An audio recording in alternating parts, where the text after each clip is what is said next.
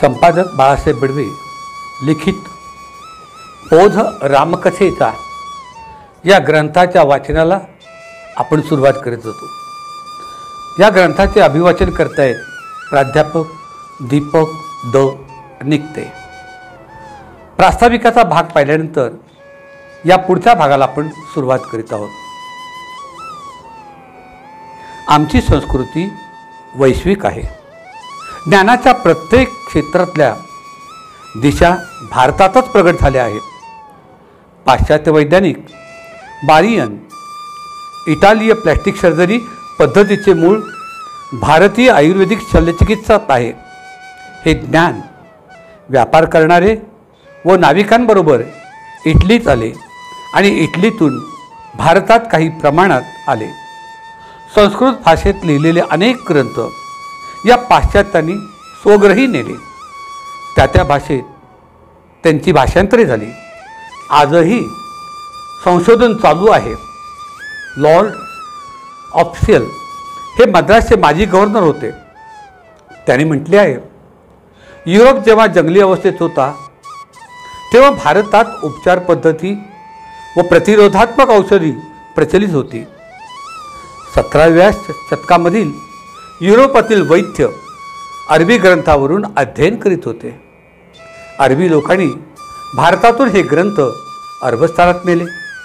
आधार झाला आहे वैश्विक हिंदू संस्कृती पान नंबर 44। आज 3 लाखाच्या वर संस्कृत ग्रंथ इंग्लंड व जर्मनीत अद्ययावत यंत्रणेद्वारे सुरक्षित ठेवले आहेत।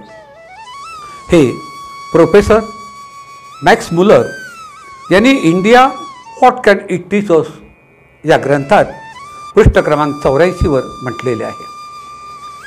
अल्काट यांनी एका ग्रंथावर मत व्यक्त केले। व्यास, कपिल, कणाद, गौतम, पातंजली, जेमिनी, पाणिनी यांच्या ग्रंथाबरोबरच प्लेटो, ॲरिस्टॉटल, सॉक्रेटिस वगैरे पाश्चात्य विद्वानांच्या ग्रंथांची तुलना केल्यावर असे दिसून येते की परस्परात सहकार्य असल्यामुळेच एवढे साम्य दिसून येते। हे आपल्याला मान्य करायलाच हवे। मिस्रचे रहिवासी प्राचीन काळात भारतात येत होते आणि ते भारतातलेच होते। ग्रीस आणि रोममधील पंडितांनी मिश्र लोकांच्याकडून ज्ञान मिळवले। पूर्व संघ सरचालक पूज्य गोळवलकर गुरुजींनी सुद्धा एका ठिकाणी म्हटले आहे, वंशिक भेद कायम आहेत पण त्यांची संस्कृती समान होती। जसे की वैदिक संस्कृती म्हणजे परमेश्वरानेच त्यांना सर्वांना वेदज्ञान दिले होते, म्हणजेच ही वैदिक संस्कृती विश्वव्यापी होते हे सिद्ध होते। एक प्रख्यात आंग्ल पंडित मोनियर विल्यम आपल्या एका ग्रंथात म्हणतो, ग्रीक महाकाव्याची तुलना रामायण महाभारत काव्यांबरोबर होऊ शकत नाही।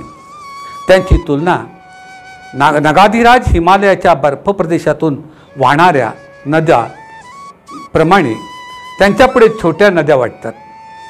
या सगळ्याचा भावार्थ एवढाच की आमची हिंदू संस्कृती विश्वव्यापक होती व आहे।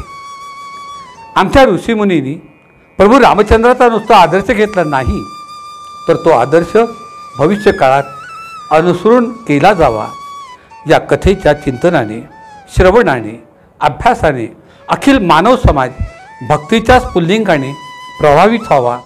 इतकेच नाही तर चिरंतर नीतिमान समाज निर्माण व्हावा। सर्वात महत्त्वाचे म्हणजे धर्मप्रवृत्ती अधिक प्रबळ व्हावी। धर्मावर निष्ठा ठेवणारा समाज निर्माण व्हावा। रामकथा ही जीवन संजीवनी व्हावी याच उद्देशाने अनेक ग्रंथाच्या रूपाने ऋषीमुनी, संत महात्मे यांनी रामकथा ओवीबद्ध केली, श्लोकसार केली, तर काहींनी आशयसार समाजासमोर ठेवली। अगदी अलीकडे ज्येष्ठ कवी मानदेश भूषण ग. माडगुळकर यांच्या पद्यरूपी गीत रामायणाने मराठी मनाला मोहनी घातली। गायक सुधीर फडके गात असताना डोळ्यांच्या कडा ओल्या होणार नाहीत तो हिंदू कसला, असे हे रामचरित्र म्हणजे कोण्या ऋषीचा, संताचा, कवीचा, कल्पना विलास नाही, तर प्रत्यक्ष घडलेल्या घटनेची सत्य अनुभूती आहे. वेष्टी धर्माची काही लक्षणं सूत्रशास्त्राने सांगितली आहेत. मातृदेवो भव. माता मला अत्यंत आदरणीय व देव समान आहे. माता तूच माझा देव आहे. पितृदेवो भव, आचार्य देवो भव, अतिथी देवो भव. सत्यवाद. समाजाच्या हिताचे बोलावे. कदाचित स्वतःची हानी होत असली तरी सत्य बोलावे. सत्यम ब्र्यात धर्मपराहा. म्हणजे समाजासाठी वेष्टी आणि समिष्टीसाठी धर्माचे पालन करावे. स्वाध्यायात मा प्रमदहा. अवधान ठेवून धर्मचिंतन करावे.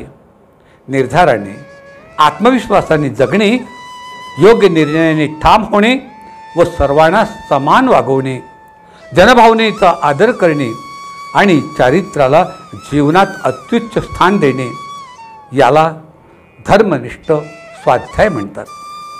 प्रभू रामचंद्राचे चरित्र आणि रामकथेची गुंफण या स्वाध्यायाच्या तत्वाने केलेली आहे. रामायणात आदर्श मात्र पितृभक्ती, बंधुप्रेम, समाजनिष्ठा, राजाचे कर्तव्य, संघटन कौशल्य, मित्रप्रेम, सहकार्यांवर असलेला विश्वास, संकटावर मात करण्याचा दृढ निर्धार, कार्याचे नियोजन, आत्यंतिक कनवाळूपणा म्हणजे कारुण्य, पत्नीप्रेम, गुरुनिष्ठा, परमपराक्रमी आणि जाज्वल्य धर्मनिष्ठा हे सर्व गुण प्रभू रामचंद्रात आहेत. म्हणून महर्षी वसिष्ठांनी रामकथेत एका ठिकाणी म्हटले आहे, रामो विग्रहवान धर्मः. शास्त्राचं लिहिलेले ग्रंथ वाचण्याची गरज नाही, कारण रामादिवत वर्तितव्यम. प्रभू राम म्हणजे धर्माचे स्रोत. धर्माची व्याख्या अनेक संतांनी, महात्म्यांनी केलेली आहे. ऋषीमुनींनी सांगून ठेवली आहे. मतमतांतरांचा थोडा अपवाद सोडला तर संस्कृतीवर, संस्कारावर, निष्ठा आणि श्रद्धा, धर्माचा खऱ्या अर्थाने शोध घ्यायचा असेल, धर्मनिष्ठ बनायचे असेल तर रामकथेचे श्रवण, मनन आणि चिंतन केले पाहिजे. राम साक्षात धर्ममूर्ती आहेत. धर्मो रक्षती धर्मः. जय श्रीराम.